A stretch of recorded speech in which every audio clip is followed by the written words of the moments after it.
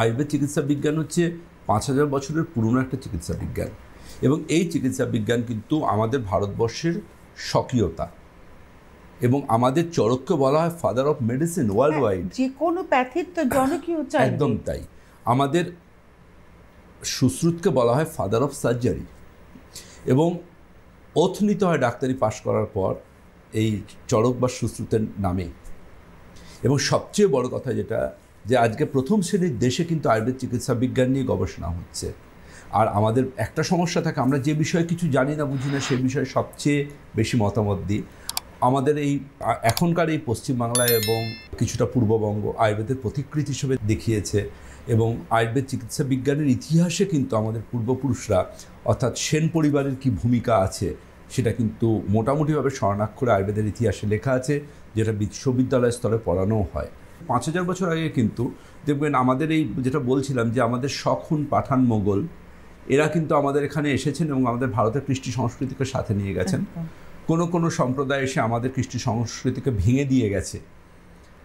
আবার ছোটোবেলা আমরা হিউম্যান সাংয়ের ছবি দেখেছি, ফাহিয়ানের ছবি দেখেছি, চৈনিক পরিব্রাজক, তাদের পিঠে দেখবেন একটা লম্বা লেখার খাতার মতো একটা রাখা।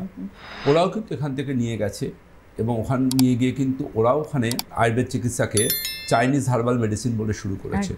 মোগলরা আমাদের আক্রমণ করেছে, এখান থেকে নিয়ে গিয়ে তারা ওখানে ইউনানি মেডিসিন করেছে।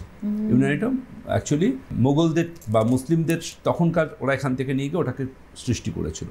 এখন যদিও এটা আমাদের এখানেও প্রচলন হয়েছে।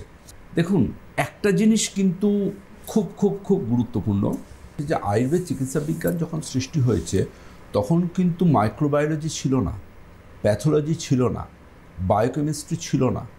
তখন নাড়ি ধরে রোগ বলতে পারতেন তখনকার চিকিৎসক। আমার বাবাকে দেখেছি নাড়ি ধরে রোগ বলছেন, বাবা হাতে করে আমায় শিখিয়েছেন। তখন অনেক ডাক্তারগুলো বলেছেন এসব কি, নাড়ি ধরে রোগ বলা যায় নাকি, হাউ ইট পসিবল। আজকে অবাক হয়ে যাবেন, বাবাকে তো দেখেইছি, মানে বাবাকে পেশেন্টরা এসে দুটো কমপ্লেন বলতেন, বাবা বাকিটা সবটাই বাবাই বলতেন। ক্লাস 1-2 থেকে বাবার সাথে ক্লিনিক করছি, হাতে করে বাবা নাড়ি ধরে পেশেন্টদের বলতো কোনটা বায়ুর নাড়ি, কোনটা পিত্তের নাড়ি, কোনটা কফের নাড়ি, এইভাবে।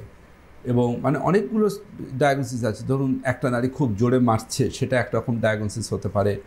জলের ভেতর থেকে কেউ যদি হাতুড়ি মারে হাতে, তখন যে একটা রিদিম বা চাপ, সেটা আরেকটা দোষকে ইঙ্গিত করে। এরকম প্রচুর সূক্ষ্ম সূক্ষ্ম, একদম একদম এইভাবে নাড়িজ্ঞানের আছে। এবং আপনি শুনলে অবাক হবেন, আজকে পালস ডায়াগনোসিস বা এই নাড়ি ধরে রোগ বলার উপর তাবড় তাবড় বিশ্ববিদ্যালয়ে কিন্তু আজকে গবেষণা চলছে ভারতবর্ষের এবং পৃথিবীর বুকে।